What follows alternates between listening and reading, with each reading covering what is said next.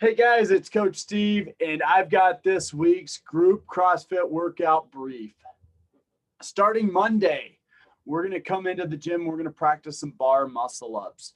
These are a little bit technical, so we're going to go through, make sure everybody knows how to scale those and find the right place to go.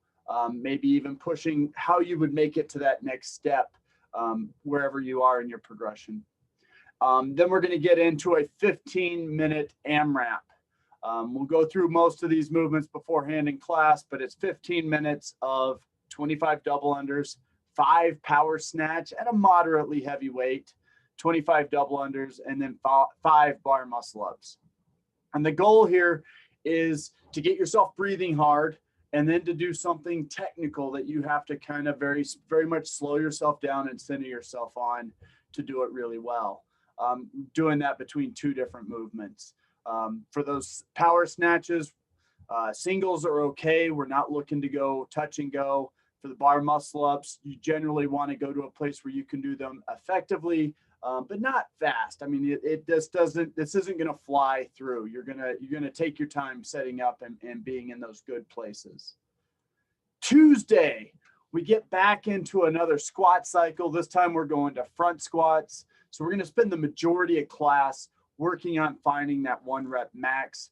In fact, we're going to go for 7 total singles, all above your 90% mark.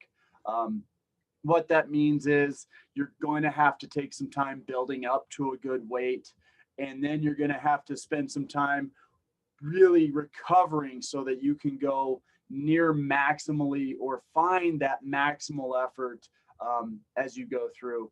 Ideally, if you have a good idea where that 1 rep max attempt, where that 1 rep max is going to be, you want to try to shoot for that in the rep 4, rep 3, somewhere around in there. That gives you a chance to ramp up and feel it without being too tired. If you're not quite sure, or it's been a while since you've tested, you may just keep adding weight until the wheels fall off. Luckily, front squat's one of those. It's easy to dump, easy to bail on. So it can generally be done pretty safely. If you get done with that quickly, if you feel like you need more after doing those reps, some of you will, some of you will not. We have a 2K row also scheduled for the day. That is actually optional on Tuesday.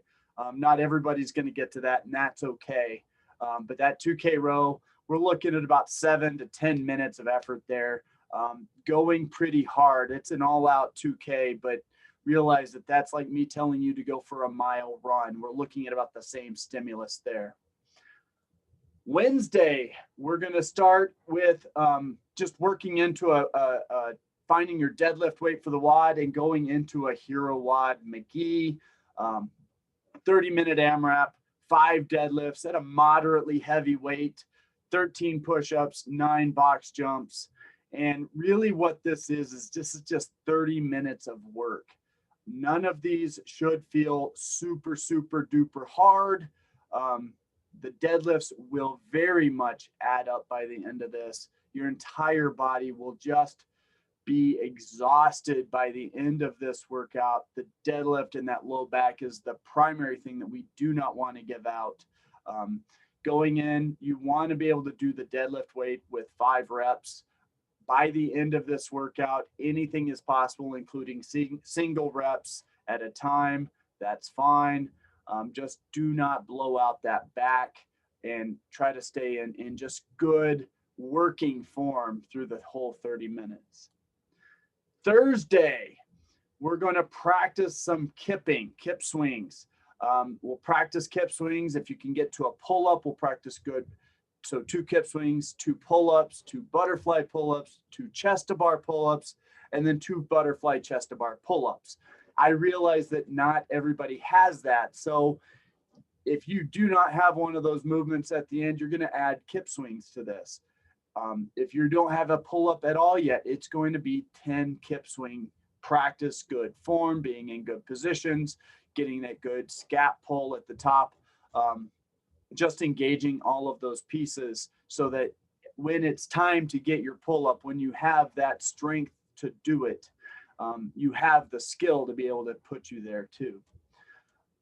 Once we're done with that, we're going into a 15-minute AMRAP. The AMRAP does have chest to bar pull-ups in it, so kind of the reason for the skill. Pull-ups, 6 push-ups, 9 rushing kettlebell swings at a pretty heavy weight, and then 12 wall ball shots. This one again is not, this one's not technical, it's just work. 15 minutes of work. It's not going to feel like a slugfest like Wednesday did. It's just going to move through it. You're going to get pretty high counts on this one, looking for about eight-ish rounds on this or more, and just kind of keep moving through it. Nothing fast, nothing slow, just moving through. All of these movements should be done unbroken. There's not a lot of reps there. Friday is absolutely one of my favorites to do. This is a fun one. You're going to start with a very light weight, like no weight on a bar.